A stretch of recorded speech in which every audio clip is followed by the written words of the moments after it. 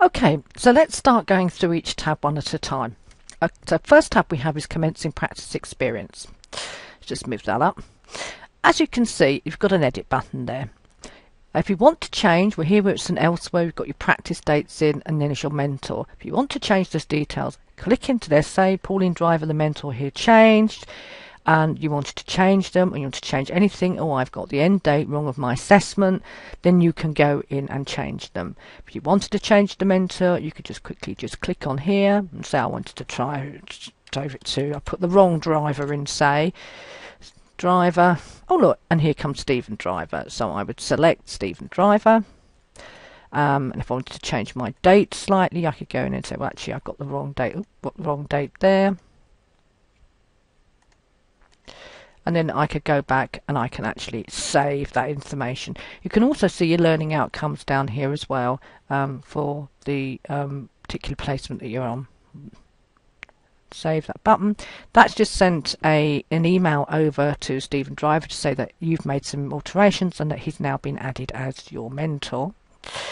And then if you click on the home button, that will take you back to that front screen again. So don't try to resist the back button temptation to use the browser back. And here you can see that now the date is changed and the mentor's now changed to Stephen Driver. I'm actually going to change that back to Pauline Driver because it's easy for me to access that account. So again, I can just search, I want to add somebody else, and I'm just going to put Driver back in, and that searched again, and I can just quickly change that over. Okay, the person who you put in at the top is the primary mentor, and the primary mentor is the person that's going to actually be signing you off in terms of your summative assessment. You can add secondary mentors in there. Below that you saw there were some more boxes, but they won't be able to sign off your summative assessment. So if you need to promote a mentor, you can just promote them up and down them in the list. And that's not actually going to, you're not going to delete any information. So that if, say, somebody left and you've had to take them off the list, the comments they made are still going to be there. So you won't lose any information if that happens. The next thing I remember I asked you to do before you actually got into placement, or it does say the first 2 days of placement, was to do a professional development. And as we said, because you're all going to different experiences and to different areas, there may be things that you want to put in, so my strengths. So you could say that you're a good communicator. This won't be spelt right, so don't think that it will. Weaknesses, that you are a bit, maybe, I don't know, I was a bit squeamish when I started, so what can I say in here? Ooh, not used to looking after people with eye problems. Could be, as it say. Told you the spelling would be bad. They could put that in there, people. And what concerns, you find it all too stressful, and what your expectations would be to be supported by my mentor. These are really quite silly examples, really. I'm sure you can come up with something that's an awful lot better than that, but I'm just literally trying to think this off the top of my head. When you save it, and as I said, that's turned to a tick, and you can go in and view it if you want to. You can still go in and edit it this time if you want to as well.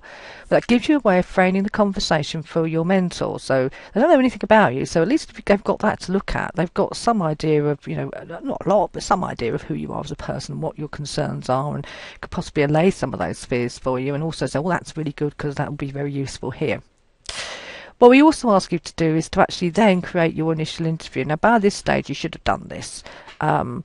It does say on here within the first 2 days of placement, but to be honest, we know how pressured people on the wards are working at the moment, and so, you know, I think it's fair to all to say a little bit of give and take, really, to work with your mentors.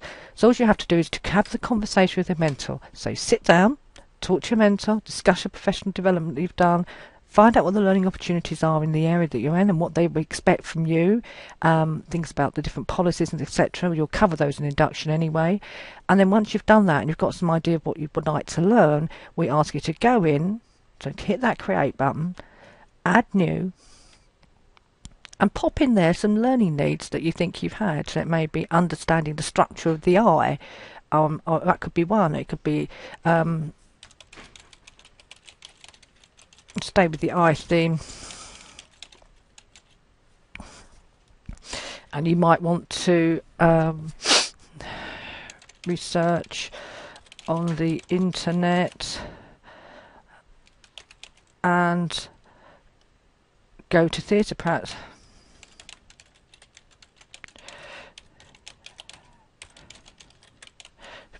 So maybe things that you want to do on that one. We'd ask you to do this for between about 4 and 6 at least learning needs here, depending on, and break them down.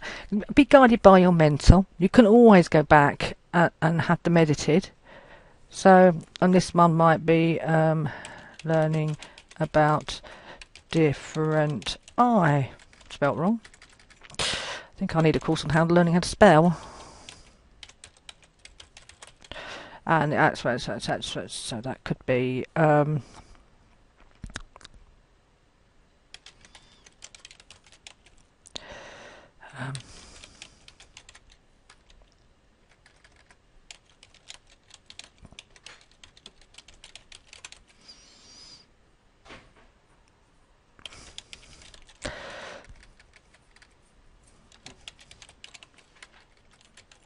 okay, so I think you could probably get the gist of what I'm saying here. There are different things that you can do working with different people. So we'd say 2's probably, I would expect a few more than 2, but then we say that's a minimum. Once you've done that and you're happy, submit them to your mentor. Ask you to do a message.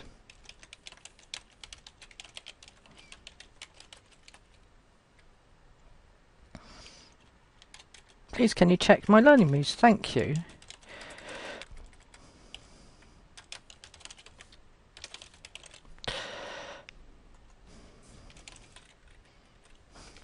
Ooh, spell check there, so I should have used that. So here you can see that you've actually got that's turned to a tick, so that's completed by practice, and it's gone off to your mentor. So, but if you go back in here now, you can actually see what the progress is as your mentor's done anything with these, and you can see these are waiting for approval. So click on here, and that tells you what's happened. So this has gone off to Pauline Driver. And that's going and that's the date it went. It's waiting for approval. There's your comments, and your mentor could do several things now. They can either choose to say, yes, Pauline, that's fantastic, I've signed these off, well done, or they could say, yes, well, we need to add a few more, so I've added a couple for you.